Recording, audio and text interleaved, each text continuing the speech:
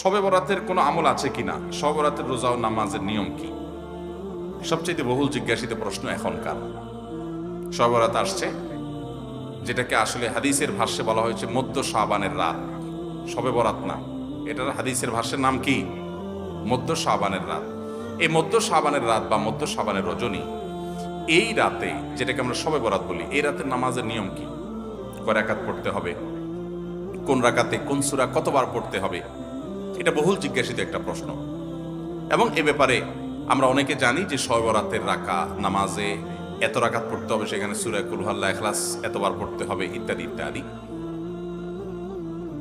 লাইলাতুল কদর ছাড়া অন্য যে সমস্ত রাতের ফজিলত আছে, এর মধ্যে 10টা রাতের কথা আল্লাহ তাআলা শপথ করেছেন, ওয়াল ফাজরি ওয়া লায়ালিন আশর। সে 10টা রাত হলো জিলহজের প্রথম দশক।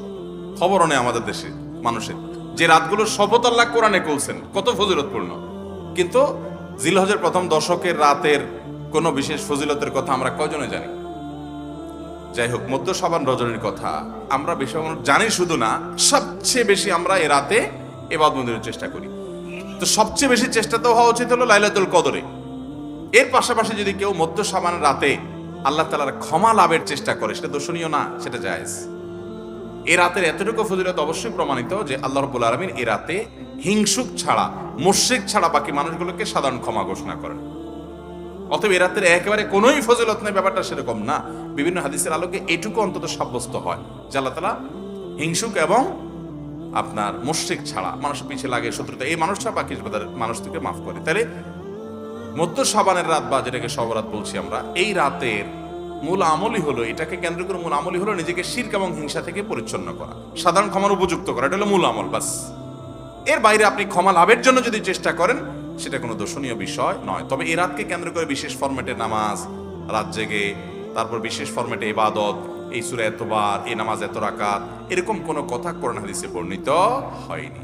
এগুলো আমরা মনগড়া বানিয়ে নিয়েছি। এবং যদি এরকম কোনো ফরম্যাট আমরা ঠিক করে নিয়ে সেভাবে ইবাদত করাটাকে আমরা এ রাতের আমল, শরিয়া সিদ্ধ আমল মনে করি বা সুন্নাহ আমল মনে করি বা কোনো নির্দিষ্ট আমল মনে করি, তো একটা বেদাতে পর্যবেসিত হবে। অতএব বাড়াবাড়ি এবং ছাড়াছাড়ি এই দুইটি আমাদেরকে পরিহার করতে হবে। যতটুকু আছে ততটুকু আমরা আমল করব এবং এসে আমল অনুযায়ী আমরা চলার চেষ্টা করব। শবে বরাতে সবচেয়ে বেশি মানুষ মসজিদে কেন ভিড় জমায় বলেন তো?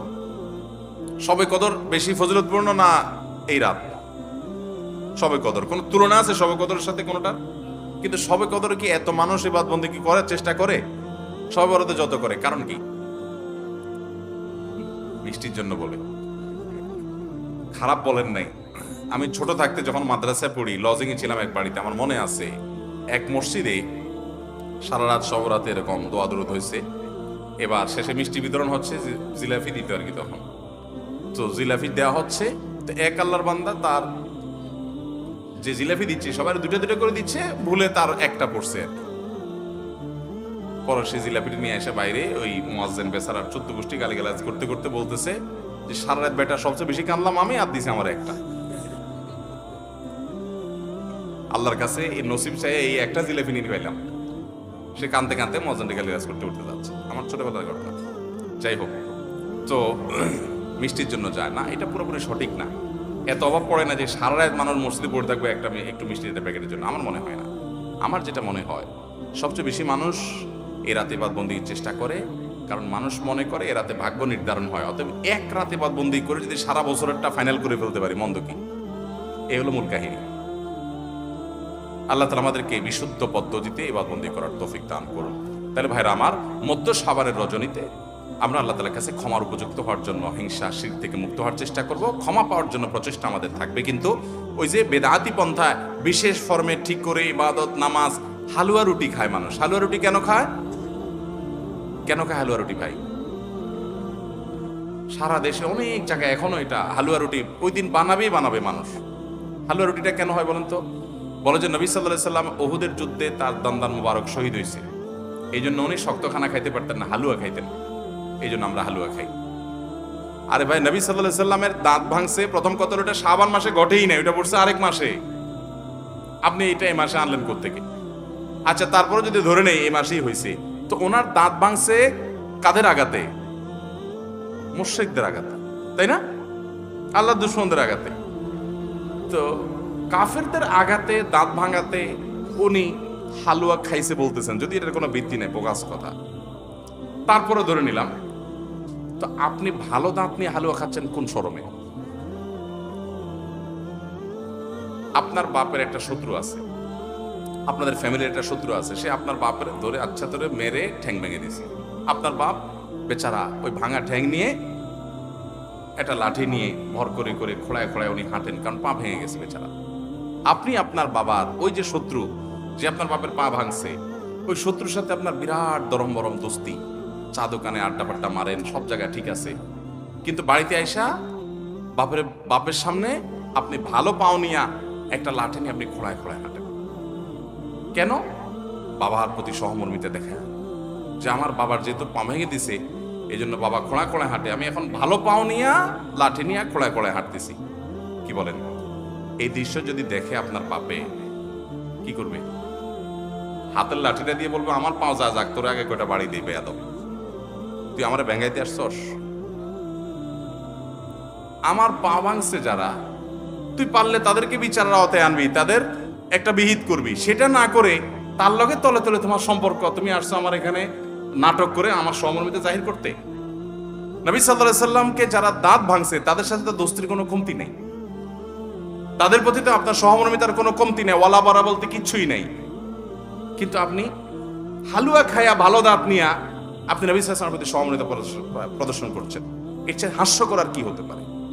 আল্লাহ আমাদেরকে সঠিকভাবে দিন পালন করার তৌফিক দান। সবরাতে আসলে ওই যে আগে এক সময় আমরা দেখতাম পটকা ফুটতো, বাজি ফুটাইতো, যাক আলহামদুলিল্লাহ এগুলো পুলিশ প্রশাসনের নির্দেশনার কারণে থামছে। এরপরে ওই যে আতশবাজি করা, রাতে গোসল করা, অনেক তামাশা আমাদের সমাজে আছে সবরাতকে কেন্দ্র করে, শত শত বেদাতের আয়োজন এই রাতকে কেন্দ্র করে আছে। আল্লাহ আমাদেরকে এগুলো থেকে বেঁচে থাকার তৌফিক দান করুন। আমরা আল্লাহর কাছে ক্ষমা লাভের চেষ্টা করবো, আল্লাহ আমাদেরকে ক্ষমা লাভ করার, ক্ষমা পাওয়ার তৌফিক দান। আঠা দিয়ে ইঁদুর মারা ও ইলেকট্রিক ব্যাট দিয়ে মশা নিধন করা কি জায়েজ আছে না হারাম? আঠা দিয়ে ইঁদুর মারার যে একটা সিস্টেম আছে আমাদের দেশে, এটা জায়েজ নেই, এটা কোন অবস্থাতে জায়েজ নেই। কারণ এটা খুবই মর্মান্তিক, এটা খুবই অমানবিক, এটা খুবই অমানবিক। কারণ আঠা দিয়ে ইঁদুর মারার এক দুইটা দৃশ্য আমি দেখেছি। এখানে যেটা হয়, ইঁদুর আঠার উপরে উঠে গেলে এরপরে দেখা যায় ওই অবস্থায় তার মৃত্যু হওয়ার আগ পর্যন্ত সে ওই আঠা থেকে তার নড়তে পারে না, ওই অবস্থা পড়ে থাকে।